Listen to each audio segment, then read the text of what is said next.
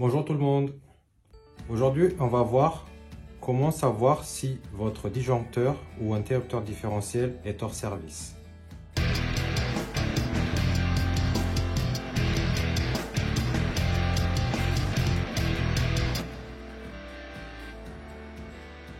Pour ce petit tutoriel, nous avons besoin que d'un tournevis. Imaginons que votre lumière ou votre prise électrique est en fonctionnement et puis là, tout d'un coup, le disjoncteur tombe. Première opération, vous allez devant votre tableau électrique,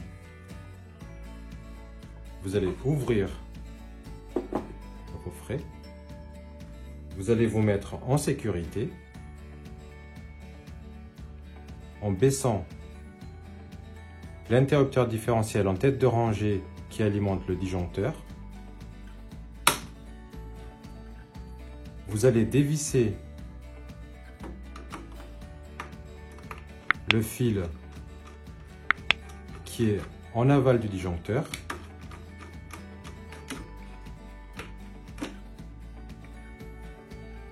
Maintenant, on va lever l'interrupteur différentiel. Maintenant, on va mettre à 1 le disjoncteur qui est ici. Si le disjoncteur tombe rapidement, cela signifie que votre disjoncteur est HS ou hors service. Pour vérifier, on refait la même manipulation. Et là, s'il tombe, ça veut dire qu'il est hors service. Il faut le changer. Pourquoi on a enlevé les deux fils qui sont ici? C'est très simple. On a isolé notre circuit électrique. On s'est juste focalisé sur le disjoncteur qui est ici pour voir s'il est HS ou non. Même opération, on va voir pour l'interrupteur différentiel pour savoir comment le détecter s'il est HS ou pas. Même système. Imaginons que votre interrupteur différentiel tombe. Vous arrivez devant votre tableau électrique, vous constatez que l'interrupteur différentiel est tombé. Première opération, vous allez baisser tous les disjoncteurs qui sont alimentés par celui-ci. Vous allez lever l'interrupteur différentiel. Si vous constatez que l'interrupteur différentiel tombe tout de suite, ça veut dire qu'il est HS. Pour confirmer notre raisonnement, vous pouvez également appuyer sur le test, le T qui est sur votre interrupteur différentiel. Si la manette qui est ici là ne tombe pas, s'il reste à on,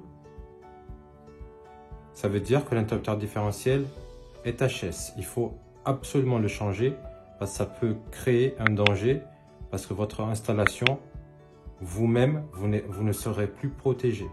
On répète notre manipulation. Si vous appuyez sur le test qui est ici et que la manette ne tombe pas, ça veut dire que l'interrupteur différentiel est HS.